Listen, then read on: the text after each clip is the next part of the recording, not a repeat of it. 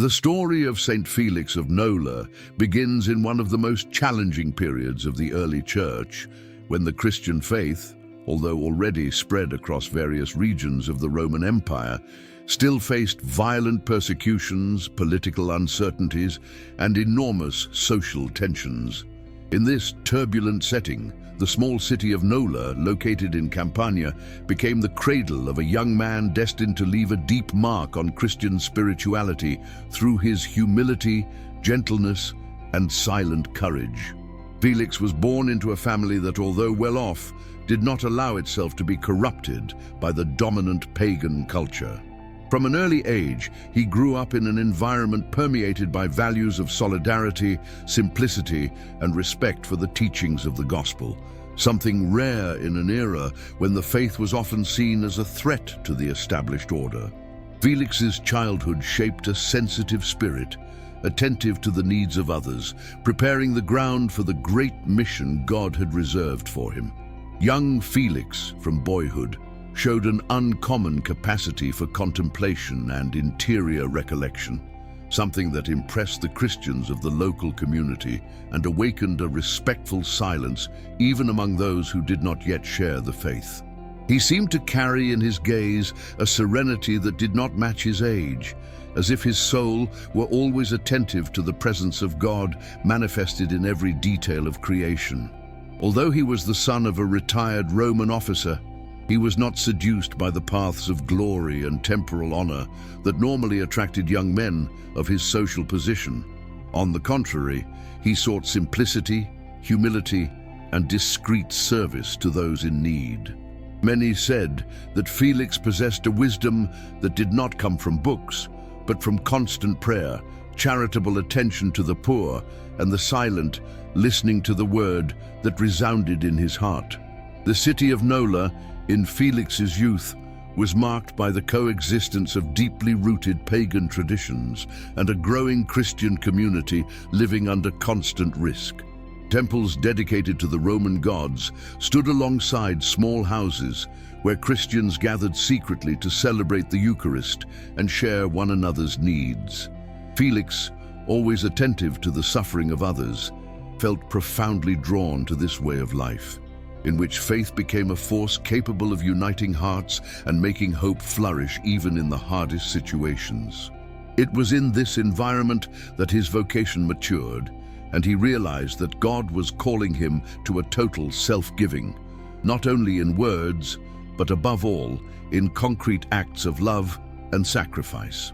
Felix decided to embrace the priestly life, inspired by the example of courageous shepherds who, even in the face of persecution, did not abandon their flock. Among these pastors stood out Bishop Maximinus, a man of deep spirituality and great prudence, who guided the small Christian community of Nola with zeal and tenderness. Maximinus saw in young Felix a pure heart, detached and entirely willing to do God's will. For this reason, he began to accompany him closely, offering him spiritual and theological formation, but above all, bearing witness with his own life to what it means to be a true shepherd. Living alongside Maximinus awakened even more in Felix's heart the desire to serve and to be an instrument of grace, even if that meant facing dangers and renouncing his own security. Felix's ordination was a profoundly spiritual moment for the whole community, which saw in that young priest a promise from God for difficult times. As he was clothed with the sacred vestments, many testified that a different radiance came over his face, as if the Holy Spirit himself were confirming there the mission that would be entrusted to him. Felix quickly became known for his gentleness and for the way he welcomed every person who sought him, the poor, widows, orphans, and even pagans looking for comfort or answers to their questions. He never refused attention, time, or help. His priesthood was characterized by a sincere closeness to the people, something that often irritated Roman authorities, who saw in Christian compassion a threat to the system that upheld the empire. Felix's reputation for holiness began to spread throughout the region, not because of extraordinary miracles, but because of his ability to touch hearts through the power of humility. He visited the sick, consoled the persecuted, brought food to the needy, and spent nights in prayer interceding for the people entrusted to him. This unconditional dedication led many Romans, observing his life, to ask what kind of God inspired such love. Felix's virtues were like a discreet but steady light, illuminating the darkness of a period marked by violence and oppression. And although still young, he already showed the serene courage of martyrs who do not fear losing everything, as long as they remain faithful to Christ.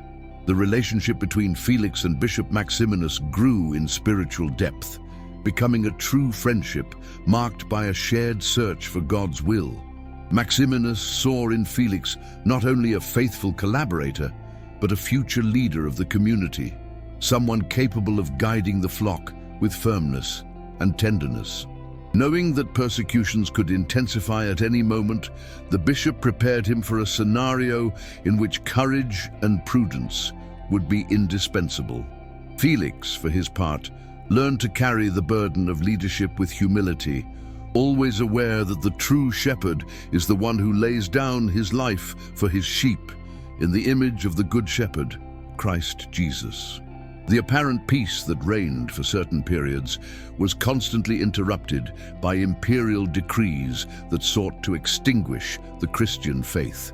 The community of Nola lived in constant vigilance, knowing that at any moment they could be denounced, imprisoned, or even killed for refusing to worship the Roman gods.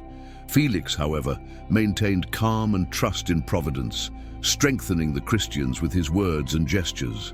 He always said that courage is not born from the absence of fear, but from total trust in God, a phrase that would become a symbol of his spirituality.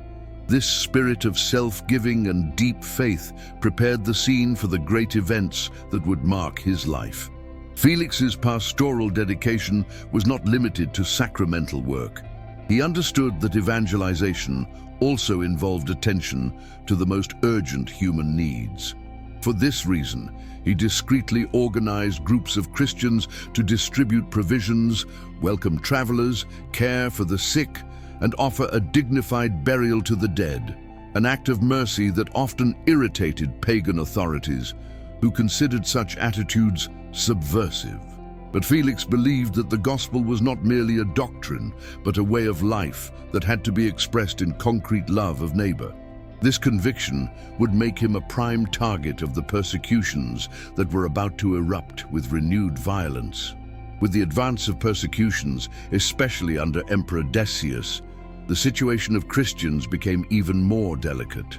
Rumors circulated that soldiers were on their way to Nola to arrest Bishop Maximinus and his closest collaborators, among them Felix himself. Many advised the priest to flee, but he refused any action that would remove him from his mission.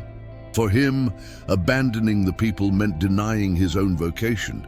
This firmness impressed the community, which found in his example a source of courage to face fear. Felix was willing to give his own life if necessary, for he believed that nothing could separate him from the love of Christ, not even martyrdom. This first phase of the life of Saint Felix of Nola reveals the heart of a man entirely dedicated to the work of God, willing to face persecutions without losing gentleness and courage. His story begins not with great wonders, but with small daily acts of love and fidelity, which together built a radiant holiness. It is precisely on this ground of silent self-giving that one of the most beautiful stories of courage and divine protection in the early church will bloom. The persecution that is approaching will be the moment when God will begin to manifest even more clearly the power of his Spirit in the life of that humble priest. The persecution that fell upon Nola during the reign of Emperor Decius was not merely another episode of violence among so many that marked the life of Christians in the 3rd century. For that community, it was an open wound that tested the faith, courage, and spiritual endurance of the disciples of Christ. Roman troops advanced with clear orders to arrest religious leaders, destroy places of worship, and force the faithful to publicly renounce the Christian faith by offering incense to pagan gods. In this climate of terror, Bishop Maximinus, encouraged by Felix's serenity, sought to keep the Christians united, celebrating the sacraments secretly and strengthening them with the word. However, the news that soldiers were specifically searching for the community's leaders increased the tension, for Felix was recognized for his pastoral zeal and for his firmness in not compromising the faith. He knew his name was among the most wanted, and even so, he remained among the people, comforting those who feared the worst. Upon entering the city, the soldiers began searching houses, barns, and caves, determined to capture Maximinus and Felix. Many Christians begged Felix to flee and hide until the worst had passed, but the priest remained convinced that his place was among the faithful, not far from them. His pastoral heart did not allow him to abandon the weakest, especially the widows and orphans, who had always found in him a faithful friend. This courageous posture did not go unnoticed by the persecutors, who quickly identified that this simple man, dressed like a poor priest, was one of the main figures responsible for keeping the faith of the community alive. When they finally found him, they did not catch him fleeing, but rather consoling a family deeply shaken by the violence spreading through the region. Felix's arrest happened brutally. Dragged through the streets under insults and mockery, he maintained the serenity that had always characterized his spirit, deeply united to God. The soldiers considered him a threat precisely because his gentleness converted hearts, something the empire feared more than armed rebellions. A man who does not seek power but transforms lives by the truth of the gospel is a far more dangerous enemy to any system sustained by control and intimidation. Faced with his calm demeanor, many wondered how someone could face violence with such inner peace. It was clear that this strength did not come from him, but from the Holy Spirit, who guided him in every moment. Inside the prison, Felix was chained, deprived of food, and subjected to cruel interrogations. The soldiers tried to make him betray Bishop Maximinus, believing he could reveal where the community's pastor was hiding. However, Felix never uttered a word that could place his bishop in danger. His fidelity was unshakable, and he was determined to protect Maximinus, even if it cost him his own life. The tortures inflicted upon him were not only physical. They sought to destroy his faith, undermine his hope, and break his spirit. But none of this shook the trust Felix placed in God's love, a love that sustained his silent resistance. With each day, Felix's situation worsened. The guards, irritated by his firmness, intensified the aggressions and left him for long periods without water or food.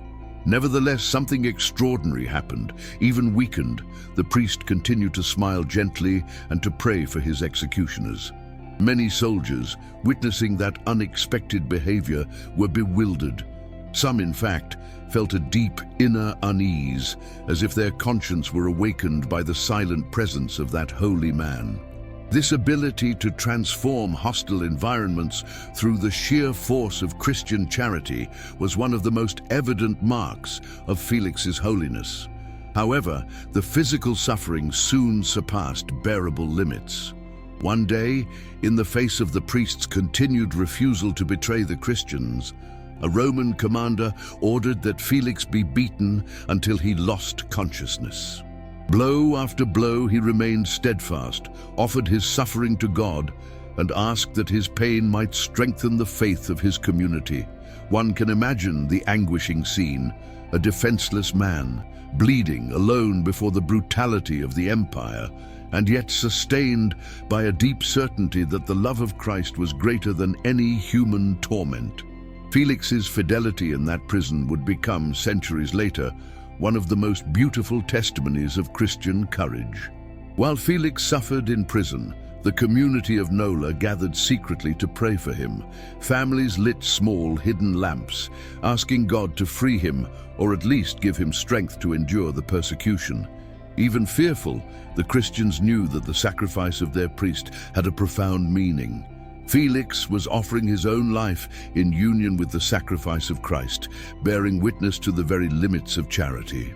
The people felt his absence as a living wound, and many wept at the thought that they might never again see that humble shepherd who loved them so much. Even so, they persevered in prayer, confident that God was guiding each event according to his will. In the damp darkness of his cell, weakened and hungry, Felix continued to pray. He did not ask for deliverance, he did not beg for miracles, but only pleaded with God to keep his community safe and protect Bishop Maximinus. This self-forgetfulness, even in the face of extreme suffering, is one of the most impressive aspects of his life. He understood that the priest is called to be a living offering, to give himself completely for those whom God entrusts to his care. And so, even surrounded by chains and shadows, Felix lived his vocation with admirable perfection, transforming the prison into a place of prayer and surrender. Divine intervention in Felix's life would begin precisely when everything seemed lost. One night, after yet another session of torture, the guards left him nearly dead on the cold floor of the cell. But it was at that extreme moment that God manifested his mercy in an absolute way. According to tradition, an angel mysteriously appeared inside the prison, breaking the chains that bound the holy priest and touching his wounded body, restoring strength that no human treatment could offer. The cell was filled with a gentle light, and Felix, filled with profound reverence, understood that God was preparing him for a new mission, not to die there, but to live in order to continue serving his people. That same night, guided by the angel, Felix left the prison without being seen by the guards, who remained deeply asleep, as if touched by a heavenly slumber. The priest, still weak, walked away from the city, hiding with difficulty among vineyards and small rural roads until he found a safe place where he could rest. His flight was not a sign of cowardice, but the fulfillment of the divine will that called him to continue his pastoral work. One of the most beautiful stories of protection and providence in the early church was only beginning, a story that would show the world that no earthly power can imprison the one whom God has decided to set free.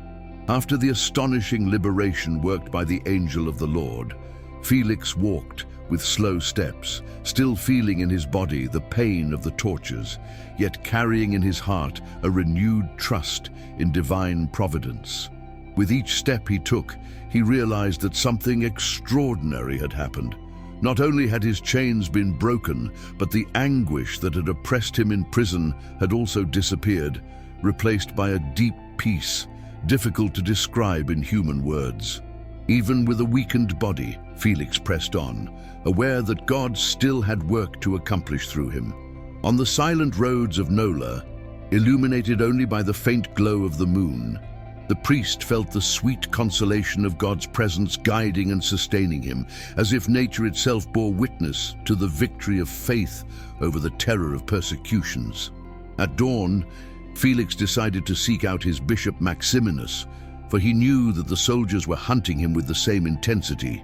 The priest felt the weight of a new mission, to save the shepherd of the community and prevent persecution from completely destroying the church they both served with such love. His arms still trembled with weakness, but his soul burned with zeal and hope. With difficulty, he walked through the fields, crossing nearly imperceptible paths, always attentive to the distant sound of soldiers' footsteps. Despite the tension, one conviction guided him. If God had freed him from that prison, he would certainly lead him to the bishop, even if the roads were dangerous and uncertain. Felix found temporary shelter on a small rural property, where a group of Christians welcomed him with tenderness, offering him bread, water, and rest. These simple families, who lived in hiding so as not to arouse suspicion from Roman authorities, saw in the wounded priest a living sign of divine action. His visible wounds and the serenity of his gaze awakened in them deep reverence. Felix, however, refused any excessive display of honor, insisting that everything had been the work of God's merciful love. After resting for a few hours, he rose determined to continue his search. The mission could not wait. Maximinus was in danger, and the flock needed both of them to survive the difficult days the empire imposed on Christians. The road to where the bishop was hiding was long, and Felix had to cross regions patrolled by Roman soldiers. Whenever he heard the metallic sound of armor approaching, he sought to hide among vineyards, caves, or behind old stone walls. Even so, his heart knew no fear, for he fully trusted that God would continue to protect him as he had in the prison. This almost supernatural trust made his progress silent and safe, as if invisible hands were guiding him. The faith that sprang from Felix's heart was so deep that even tired and wounded, he radiated a strength that many describe as heroic, a strength nourished by the certainty that God cares especially for those who place everything in his hands.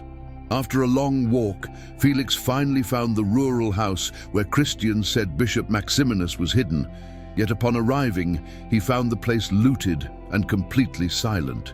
Felix's heart tightened with anguish. He entered the house calling for the bishop, but the walls returned only the echo of his voice. There, realizing that the soldiers had been in the place, he feared that Maximinus had been captured or killed. Yet something within him, perhaps the inspiration of the Holy Spirit, told him that the bishop was still alive. Determined to find him, Felix began a meticulous search of the surroundings, examining every corner, every path, every mark on the ground that might indicate where Maximinus had fled. The more he searched, the more evident it became that the bishop had escaped in haste, probably warned about the soldiers' arrival. Felix followed faint footprints, marks that blended with animal trails, and realized they led toward a region of hills covered with dense vegetation. Even exhausted, he set off in that direction, driven by a pastoral love that impelled him to protect his bishop beyond any human limit. The strong afternoon sun punished his weakened body, but nothing stopped him. Fidelity to God and to the church was, for him, stronger than fatigue, hunger, and the wounds that still throbbed. After hours of searching, Felix found a clearer trail that led him to a small natural grotto hidden among rocks. There, collapsed on the ground and almost unconscious, was Bishop Maximinus, weakened by persecution and hunger. At the sight of him, Felix's heart overflowed with compassion. The bishop, recognizing the priest, wept silently, not only from physical pain, but from the deep emotion of realizing that his spiritual son had risked his own life to save him. That reunion was marked by a mixture of sorrow and gratitude, but above all, by the certainty that God had led both of them to that moment of mutual protection. With great care, Felix carried the bishop out of the grotto, seeking a safe place where he could recover. Maximinus's frailty was evident, and Felix knew he needed to act quickly, for the region was still watched by Roman soldiers. Even with the weight of the bishop leaning on his shoulders, the priest moved forward with determination, as if invisible strength sustained his steps. It was as though love for God, joined to love for neighbor, had transformed that wounded man into a true giant of pastoral charity. Felix's courage was revealed not only in confronting persecutions, but in the ability to become physical and spiritual support for his bishop and for the entire Christian community. During the journey, Felix noticed that Maximinus was extremely weak and struggling to breathe. Moved by compassion, the priest knelt beside him and prayed fervently, asking God to restore his health, or at least grant him peace. This prayer, offered with tears, is considered by many church historians one of the most moving moments of Felix's life, for it reveals the deeply humble and devout heart of the saint. While he prayed, he again felt that gentle presence that had accompanied him since his liberation from prison, as if God were confirming that he would not abandon them. This renewed trust made him rise, determined to continue walking until he found a safe refuge. Finally, after a long journey, Felix found an old abandoned stable, built of irregular stones and partially overtaken by vegetation. There he laid the bishop down with the greatest care, improvising a kind of bed with dry hay. In that simple shelter hidden among the trees, both would find some rest and protection, while danger still prowled. The holy priest, despite his own exhaustion, kept watch over the bishop throughout the night, giving him water, consoling him, and praying continually that God would not allow the persecution to destroy the heart of that shepherd so loved by the Christian community of Nola. It was there, in that humble stable, that the story of Saint Felix began to become one of the most beautiful narratives of pastoral fidelity in the early church. The next morning, still inside the abandoned stable where he had sheltered Bishop Maximinus, Felix realized that the shepherd's condition was more serious than he had imagined. The bishop was breathing with difficulty, was dehydrated, and showed signs of intense fever. The priest, moved by a compassion that only hearts deeply configured to Christ can experience, shed silent tears as he prayed beside his friend and spiritual teacher. The persecution, which had already left deep marks on the entire Christian community, now showed its cruelest face by striking directly the pastor who guided the flock of Nola. Felix knew he could not remain passive before that suffering, and he sought strength in prayer to discern his next steps. With his heart torn between the fear of being discovered and the need to help Maximinus, Felix decided to go out discreetly in search of water and food nearby. The fields were silent, but the priest knew that Roman soldiers patrolled the region frequently. Even so, he trusted that God would continue to protect him, just as he had in prison and throughout his journey. Before leaving, he approached the bishop, held his hand, and whispered words of comfort, reminding him that Christ also experienced pain, persecution, and loneliness, yet never abandoned those who loved him. After making the sign of the cross over Maximinus, Felix left the stable, walking with cautious steps so as not to leave tracks that could put his bishop in danger. While searching for resources, Felix noticed signs of Roman movement near the trail that led to the stable. Soldiers spoke among themselves, observing footprints in the damp ground, possibly left by the holy priest the night before. Felix's heart raced, but at the same time, a mysterious peace took hold of his soul. He knew he was facing a decisive moment. If the soldiers discovered the hiding place, the bishop would certainly be captured and possibly killed. Yet in that instant of extreme tension, Felix again felt that gentle spiritual presence that had accompanied him since his liberation from prison, as if God, once more, were about to act in his favor. Felix returned quickly to the stable, realizing he had to take immediate measures to protect Maximinus. Upon arriving, he saw that the entrance to the shelter was an open invitation to any soldier passing through the region. Any more attentive glance would reveal the hidden interior, and there would not be enough time to move the bishop, who was far too weak. Faced with this distressing reality, the priest knelt and pleaded fervently. He asked God to hide that place under his own protection, for his human strength was insufficient to guarantee the bishop's safety.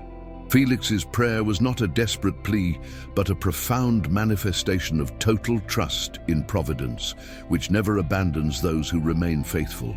It was then that one of the most extraordinary and symbolic episodes of Saint Felix's life occurred. As he prayed, a small spider emerged from a crack in the stone wall of the stable and began to weave a delicate web over the entrance. Felix watched in silence, immediately realizing that the scene carried a deep meaning. The spider worked with speed and precision, as if obeying a higher call. Thread after thread, it built a web so fine, so fragile, and yet so complete that it soon covered the entire entrance of the shelter. The gentle light illuminating the place seemed to highlight the shimmer of that work, giving it an almost celestial presence. Felix understood that God was acting in an unexpected way, using something so small to accomplish a miracle so great. Shortly thereafter, the Roman soldiers arrived at the stable, following the marks they had noticed in the nearby fields. They approached the entrance, observed carefully, and did nothing.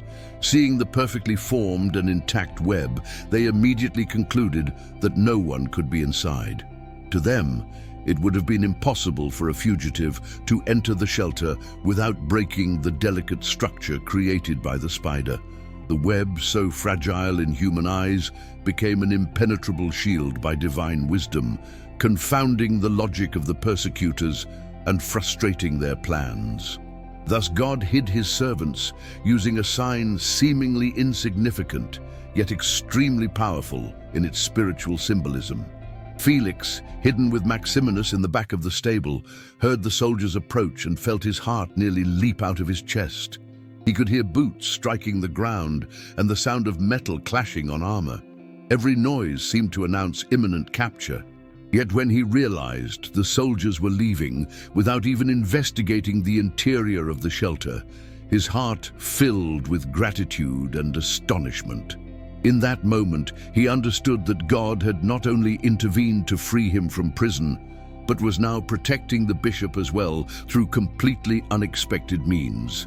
The miracle of the spiderweb became for him a sign of divine tenderness, a clear manifestation that God always goes before those who fully trust in his action. When silence finally returned to the stable, Felix fell to his knees and wept deeply, thanking God for the protection he had just witnessed. He kissed the hand of Bishop Maximinus, who was conscious enough to understand what had happened, and together they raised a prayer of praise. The bishop, moved, affirmed that God had sent not only an angel to free Felix, but also a humble messenger from creation, a small spider, to hide them both under the mantle of providence. That gesture of nature, seemingly insignificant, came to symbolize, over the centuries, the absolute trust Christians must place in God, even when everything seems lost and danger approaches with devastating force. In the days that followed, Felix remained at the bishop's side, caring for him with tenderness and patience while the persecution continued to devastate Christians in the region. The web remained intact, as if preserved by the divine hand, and ensured that the shelter would not be discovered throughout that time of trial. Felix knew that Maximinus's survival was essential for the continuity of the Christian community of Nola, and so he devoted himself tirelessly to his care. He alternated moments of prayer with small, silent forays into the surroundings in search of water and food, always returning with light steps so as not to break the miraculous protection God had placed over them. Thus, the miracle of the spiderweb became one of the most emblematic episodes of Saint Felix of Nola's life, not only for its symbolic beauty, but for revealing the profound truth that God uses the smallest creatures to confound the powerful and protect the humble. While the Roman world employed armies, weapons, and fierce decrees, God chose a spider to guard his servants, reminding all Christians that divine strength is manifested not through oppression, but through delicacy, wisdom, and silent providence that never fails. When the persecution began to diminish and soldiers no longer roamed so frequently around the stable, Felix felt that the time had come to return discreetly to Nola to check on the Christian community. The priest's heart was divided between concern for Bishop Maximinus, still too weak to be transported, and the urgent need to console the faithful who, during that period of violence and uncertainty, had been scattered, wounded, and some even martyred. Felix knew his presence was necessary to rekindle hope in a people who had faced imperial terror with tears, courage, and deep faith.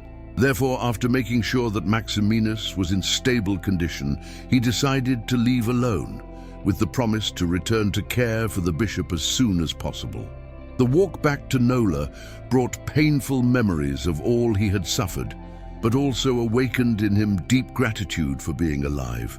With each step along the worn roads of Campania, he saw abandoned villages, burned houses, and plundered fields, clear signs of the brutal passage of Roman troops. Even so, there was a silent beauty in the landscape. The golden light touching the hills seemed to recall that despite human wickedness, creation remained under the loving gaze of God. Felix meditated on all of this as he walked, offering in prayer every Christian family he knew by name, praying for their dead and begging for strength to help them rebuild what had been destroyed. As he neared Nola, Felix realized that the city was marked by a climate of tension and desolation. Many Christians had fled to the countryside, others were in hiding, and a few had been captured and taken to larger detention centers.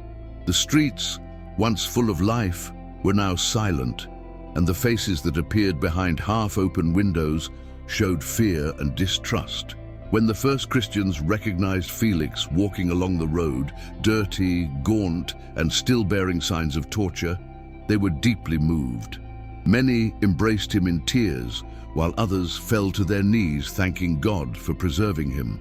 For that afflicted people, his return was like the return of a shepherd who had risked everything for his sheep. Little by little, Christians began to gather secretly to hear him. Felix welcomed them with tenderness, listened to their sorrows, losses, and fears, and offered them not only words of comfort, but the certainty that God had never abandoned them. He recounted, with deep humility, the miracles he had witnessed, the liberation by an angel and the protection of the spiderweb. Not to exalt his own life, but to show that God cares for each one with the same solicitude. His accounts awakened tears, hope, and an interior renewal that seemed to transform sadness into spiritual strength. It was as if the priest's presence rekindled a flame that many had feared they would lose forever. The Christians of Nola also told Felix about those who had died during the persecution. There were entire families shattered by grief, mothers who lost children, children who lost parents, and homes that would never be the same. Felix listened to everything with deep respect and kept each name in his heart as a silent offering to God. The stories of suffering did not leave him crushed. On the contrary, they awakened in him an even greater zeal to serve. He understood that his mission at that moment was not only to celebrate the sacraments, but to rebuild spiritually a wounded community, restore hope to the desolate, and bring peace back to hearts shaken by violence. For several days, Felix moved through Nola discreetly, visiting the most needy, caring for the sick, and consoling those who had lost loved ones. He did not fear being recognized by the authorities, for he trusted that God would continue to conceal his presence as long as his mission required it. In every house he visited, he left a word of faith, a brief prayer, or a gesture of charity that strengthened families. His silent and persevering witness reminded everyone that persecution, however painful, could never destroy the true church, built not on stone temples, but on the hearts of faithful men and women. At the same time, Felix sought to discern how he could bring Bishop Maximinus back to the city without placing him in danger. To do so, he met secretly with a few trusted Christians, reflecting on strategies to transport him and ensure he received proper care. Concern for the bishop was constant. Felix knew that Maximinus represented not only a figure of authority, but a true spiritual father for Nola. For that reason, he felt deeply responsible for his protection and recovery. Every decision he made was accompanied by intense prayer, asking God to enlighten his mind and strengthen his heart.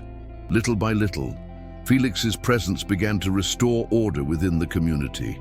He reorganized charity groups, encouraged Christians to pray together again, even discreetly, and helped rebuild homes that had been destroyed.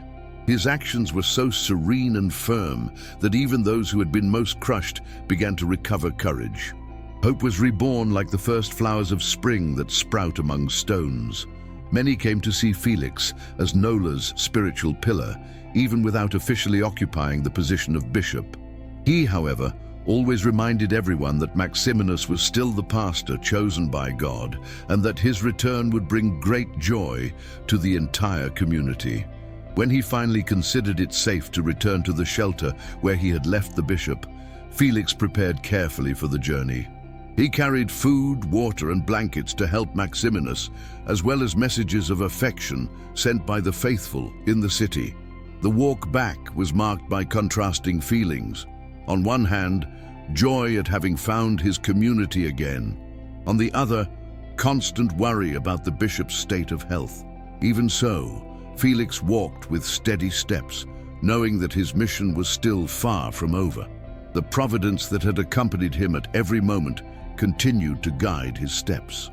Thus, Felix's return to Nola marked one of the most significant periods of his pastoral life. He had risked everything to save the bishop, and now he risked everything again to restore his community. His love for the church was so great that it overcame any fear, any pain, and any memory of torture. This total self-giving would become, over the centuries, one of the most admired characteristics of His Holiness, inspiring Christians of countless generations to remain faithful even in the moments of greatest tribulation. When Felix returned to the stable to meet Bishop Maximinus again, he found him still debilitated, yet with a serenity that only saints radiate after long periods of suffering. The bishop, seeing Felix enter with food and blankets, lifted his eyes and smiled with a mixture of gratitude and emotion. For Nola's pastor, Felix was not only a faithful priest, but the instrument chosen by God to preserve his life when everything seemed lost. During those days of fragile recovery, Maximinus prayed constantly, aware that divine providence had acted in every detail, from the grotto that had sheltered him to the spider web that had hidden them from the Roman troops. Felix's presence at his side was for him a special consolation, as if God had sent him an angel in human form. Felix, in turn, devoted himself once again to caring for the bishop with the tenderness of a devoted son. He prepared small meals, moistened Maximinus's lips with fresh water, tended simple wounds, and watched over his sleep like one guarding a precious treasure. In the midst of these gestures, he prayed silently, asking God to restore not only the bishop's body, but also his spiritual strength, so that he could return to the community that loved him so much. Felix never saw himself as a hero or protagonist in those extraordinary circumstances. He saw himself only as a servant, a humble instrument of the divine will. The radiance of holiness he emitted, he himself did not notice, but everyone around him recognized it. When Maximinus regained enough strength to walk, supported by Felix's arm, the two began to reflect on the possibility of returning to Nola. The bishop knew his faithful needed his presence, for fear, dispersion, and the wounds left by persecution demanded the voice and authority of a pastor. However, he also knew that his physical fragility could compromise an immediate return. Felix then proposed that the journey be made in stages, with safe and discreet stops.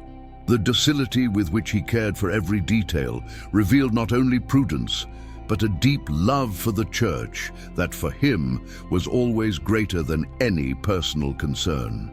During the journey, Maximinus heard from Felix accounts of the community's situation: destroyed houses, separated families, recent martyrs, and children left orphaned because of violence.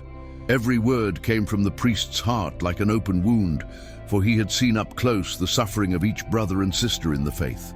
The bishop, with tears in his eyes, thanked God for the zeal of that young priest who, though persecuted and tortured, had never abandoned the flock.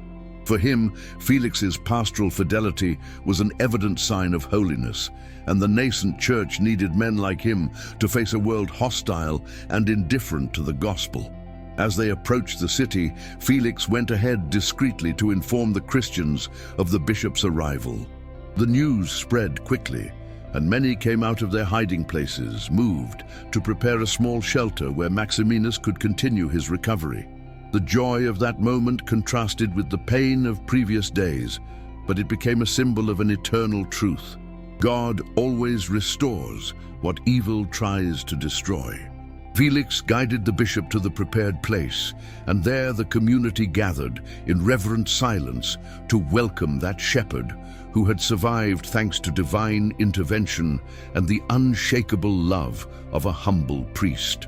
The days that followed were marked by intense spiritual reconstruction.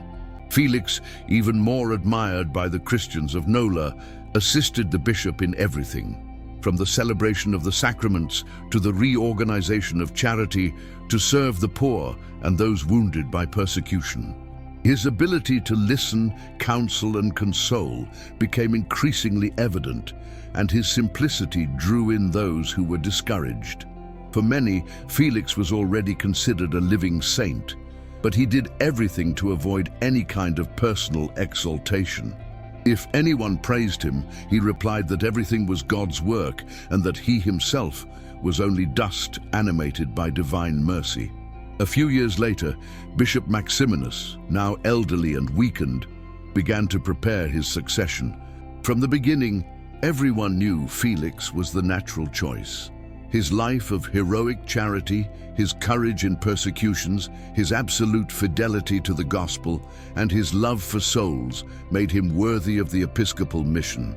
However, Felix vehemently opposed any attempt to appoint him bishop. He said he was not worthy, that he did not have sufficient learning, that his quiet temperament did not fit the governance of a diocese.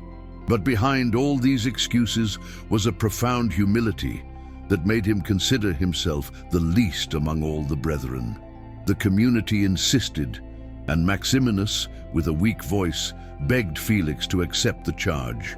But the priest remained unyielding. For him, accepting the episcopate would be like taking for himself an honor he did not deserve, and this deeply distressed him. He believed his call was to serve, not to govern, to console, not to direct, to remain discreet, not to occupy a prominent position. This humble refusal would become one of the most moving aspects of his journey, reminding the world that true Christian greatness is not found in titles or prestige, but in silent and faithful service to one's neighbor. In time, another priest was chosen as Maximinus's successor, and Felix rejoiced as if it were a personal victory. He wanted only that the church be protected and guided by firm and prudent hands. His joy was not in being recognized, but in seeing the community strengthened. After the bishop's death, Felix continued living simply, dedicating himself to prayer, charity, and the welcome of the poor, orphans, and pilgrims. He became, for everyone, a beacon of humility and everyday holiness, whose life reflected the light of the gospel without ever seeking human glory.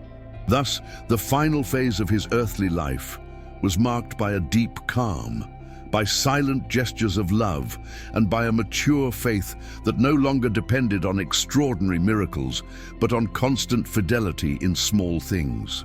His holiness, built over years of suffering, service, and absolute humility, became a model for generations of Christians who learned from him that true greatness is hidden in simplicity and that God leads perfectly those who place everything in his hands.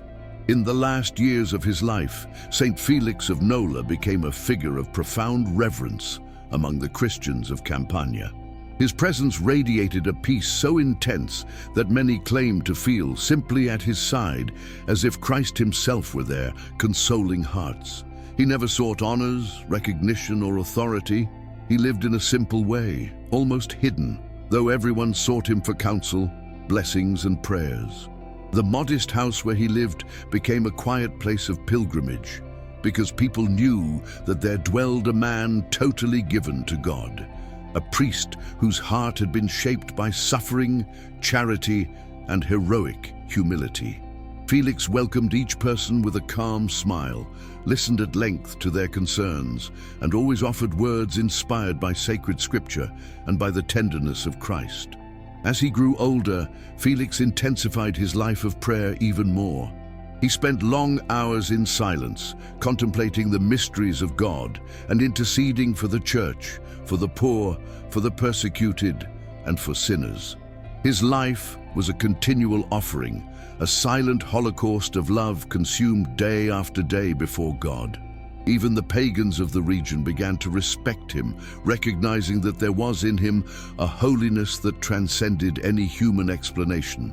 Felix's faith no longer depended on extraordinary miracles, though many were attributed to his prayers. He lived in absolute simplicity, preferring to be forgotten by men so as to be remembered only by God. The measure of his greatness lay precisely in never having sought any greatness at all. One of the most striking characteristics of Saint Felix was his constant gratitude. Even after all the persecutions, losses, and sufferings, he thanked God for everything. He thanked him for life, for faith, for the Christian community, for the opportunity to serve, for the providence that had always sustained him. He even thanked him for pains, because he saw in them a way to unite himself to the sacrifice of Christ. This spirituality of deep gratitude touched the hearts of all who heard him. Many Christians, once discouraged or hardened by suffering, found in Felix a path back to hope. He taught that faith is not the absence of pain, but absolute trust that God transforms every tear into a source of grace. In time, the fame of his holiness spread far beyond Nola. Pilgrims from other regions came to ask for his blessing, or to hear his brief but profound words of wisdom. Even so, Felix never changed his way of life. He continued to wear simple clothes, to work with his own hands, and to share his scarce food with whoever came to him. The poor were always his priority, and he rejoiced in being able to help them, even with little. For him, true wealth was not in material goods, but in loving without measure and serving without seeking reward. His example would later become an inspiration for generations of Christians, monks and priests who found in his life a model of humble holiness. As his health declined, Felix did not show fear of death. On the contrary, he spoke of it as an awaited encounter with Christ, the one he had served with such love throughout his life. He said that death was not the end, but the passage into true communion with God. His disciples and friends wept as they realized the end was approaching, but he consoled them with words full of serenity, reminding them that holiness consists in fully trusting the divine will. In his final days, he asked only that they continue to serve the poor with dedication and keep the faith alive, regardless of persecutions that might still arise. His gaze, full of light, bore witness to God's presence in his soul. On the day of his departure into eternity, Felix was surrounded by some Christians of Nola who accompanied him in prayer. He received the sacraments with deep devotion, lifted one last look to heaven, and whispered words of total surrender, "Lord, everything is yours." With that phrase, he rested his soul in God's hands, bringing to a close a life that, though marked by persecutions and sufferings, was entirely illuminated by faith and charity. His death was not marked by grand manifestations, but by a peace so intense that many felt as if heaven itself had descended into that humble room to receive a saint from the earth. Soon after his death, countless testimonies began to arise of miracles obtained through Saint Felix's intercession. The sick were healed, families found peace, persecutions diminished, and many claimed to feel his protective presence. His tomb became a place of constant pilgrimage. Men and women from distant places came to pray before the one who, in life, had been a symbol of courage, humility, and absolute fidelity to Christ. Popular devotion grew quickly, and the Church recognized with deep joy that this simple and discreet priest had been one of the greatest spiritual treasures of his time. His example became a light capable of crossing centuries. Saint Felix's legacy was consolidated especially as a model of humility. In a Roman world thirsty for power, glory, and ambition, he showed that true greatness lies in serving, loving, and giving oneself entirely to God. His refusal of the episcopate, far from diminishing his importance, made him even more venerated, for it showed that his heart sought no honors, but only fidelity to the gospel. The story of the spiderweb, the liberation by the angel, and the care for Bishop Maximinus helped preserve his memory as a man wholly guided by divine providence. Over the centuries, his figure inspired the poor, priests, religious, and all those who seek to follow Christ authentically. Today, Saint Felix of Nola is remembered as the patron of the persecuted, the poor, and those who suffer unjustly. His name evokes the image of a man who walked in the light of God amid the darkness of the Roman Empire, who faced evil with the strength of gentleness, who preferred to be forgotten by men rather than be less faithful to Christ.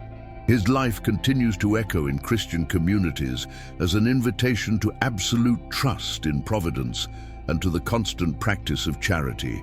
His witness remains timely and necessary, especially in times of fear, uncertainty, and spiritual confusion. Thus, the story of Saint Felix of Nola ends not as a distant chapter of the past, but as a living, pulsating, and profoundly current message. He reminds us that holiness is not the privilege of a few, but a universal vocation, that God acts in surprising ways, that humility is a sure path to eternity, and that no persecution can destroy a heart entirely surrendered to the love of Christ. His legacy, therefore, goes beyond history and touches eternity, inviting every Christian to seek holiness with simplicity, courage, and fidelity. The light of his life continues to shine like a torch that illuminates the path of those who desire to follow the Lord to the end.